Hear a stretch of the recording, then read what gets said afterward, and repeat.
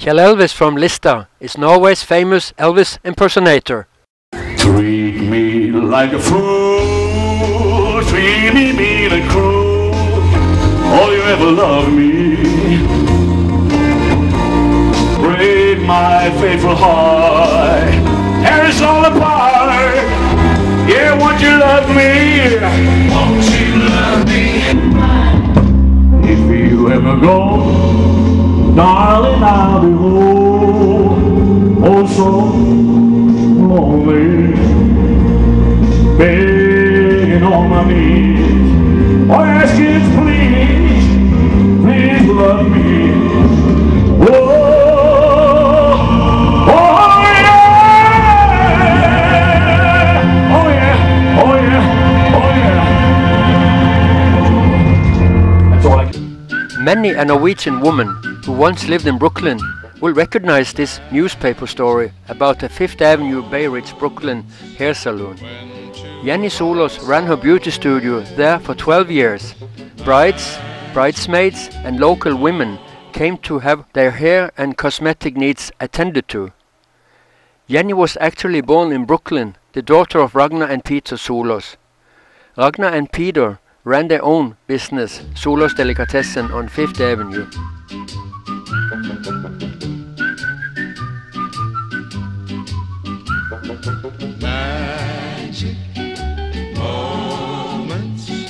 During the Great Depression in the 1930s, they all decided to return to Norway. Jenny was only 4 years old at that time. Jenny grew up in Vanse, but she decided to return to America in 1947. She settled back in Brooklyn and met Benny, who she married in 1956, and they had many happy years together there. But due to a change in Benny's health, they packed up and returned to Norway in the year 2000. I was fortunate to meet Jenny at her home in Kristiansand. She was busy tending her beautiful flower garden outside her home. She is still, to this day, a very active woman. Now I turn my microphone over to her. In 1947, I left for the US. My father was over there and the rest of the family came later from Norway. And I came to New York the 14th of February 1947, which was Valentine's Day. And it was a very, here ate East River, mest of you.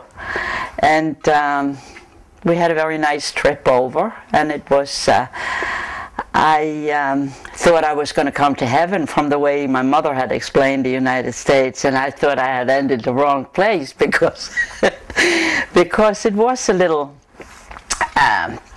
it had snowed and it was a little dirty down there by the pier. But after coming out to Bay Ridge, and then I went to get myself a job the second or third day, and I did housework for some very nice Syrian family. And the kids were wonderful because all I knew in English was yes, no, and I love you. But so they were great teachers, and they would say, Jenny, don't say it that way, that's funny. And they corrected me, and it was wonderful. I read them fairy tales and Little Red Riding Hood and things like that. So of course I remember them from Norway in Norwegian. So that was a good way of learning the language. And after a few years I went to beautician school. I wanted to be a hairdresser. And then after a few years I opened up my own shop, Jenny's on Fifth Avenue.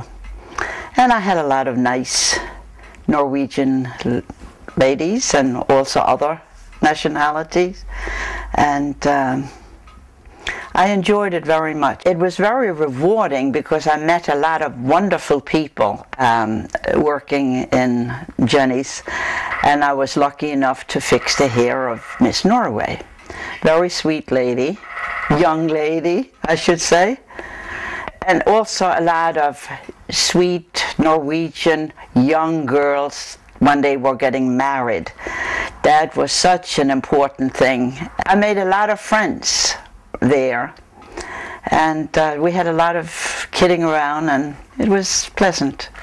And I say I had the best of two worlds, because I love Norway. That's my home. But I have a good marriage to the United States. I feel that way because when I see the American flag, I feel my heart goes pitter-patter. But the same thing, maybe more so with the Norwegian, because that was taken away from us for 5 years. And when we got that back, it was such a wonderful. Nobody knows what it is to be free unless they have lost their freedom, which we did. So after living over there in quite a few years, it was over 50 years the last time I was there.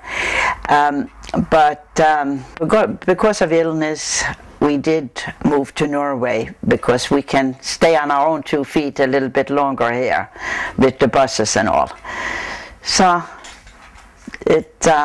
I'm not sorry that we came to Norway, because I love it here. The years I have in the United States, I wouldn't want to give up for anything. It was absolutely wonderful.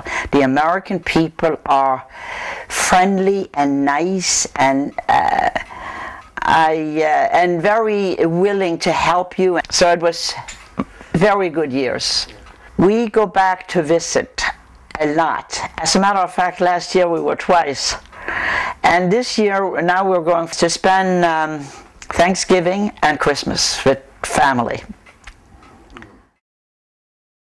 Liv Siri Gjølle has become a diligent woman, engaged in the history of the Norwegians who became Americanized during their lives spent in the United States. Up on the second floor at the 8th Avenue Bar and Supper Club, she has assembled 2 rooms filled with furniture, mostly from the 1960s.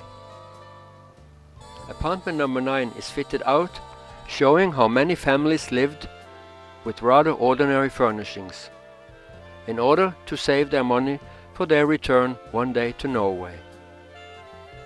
To safeguard a portion of that history, Liv Siri has focused on the lifestyle that evolved from that period. She has put together several rooms above the 8th Avenue Bar and Supper Club, and has a collection of American furniture gathered at auctions, donations and gifts presented to her. Welcome to Brooklyn Lounge. In the Brooklyn Lounge, the furnishings are more from the upper class families, or those who bought furniture not expecting a quick return to Norway and wanting a more comfortable lifestyle in America. Both these rooms can be rented for those who wish to host a party or celebration. There's a typical bedroom from that time period, with bed, tables and colorful clothing displayed.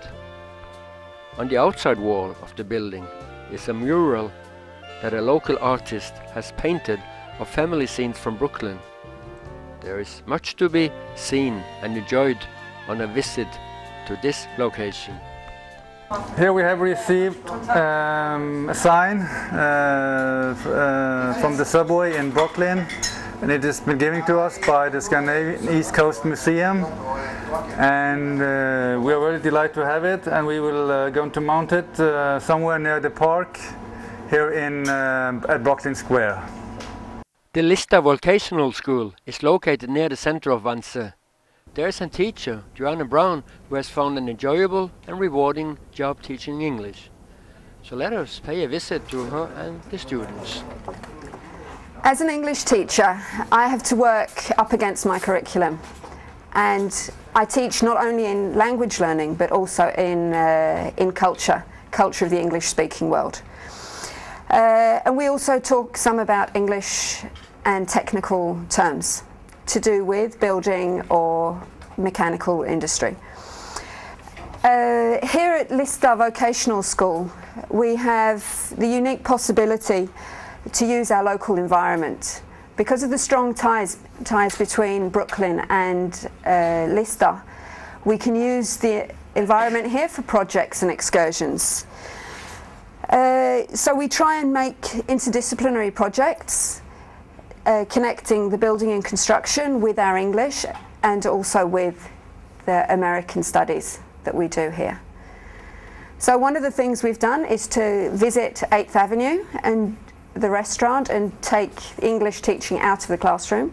Another thing we've done is also to go up to Ronnie up at his building site and see the building of his American house. So I think we'll take a walk up to Ronnie's house again and check up on how he's been doing. Is that all right? Okay, off we go. Ja, ut med det.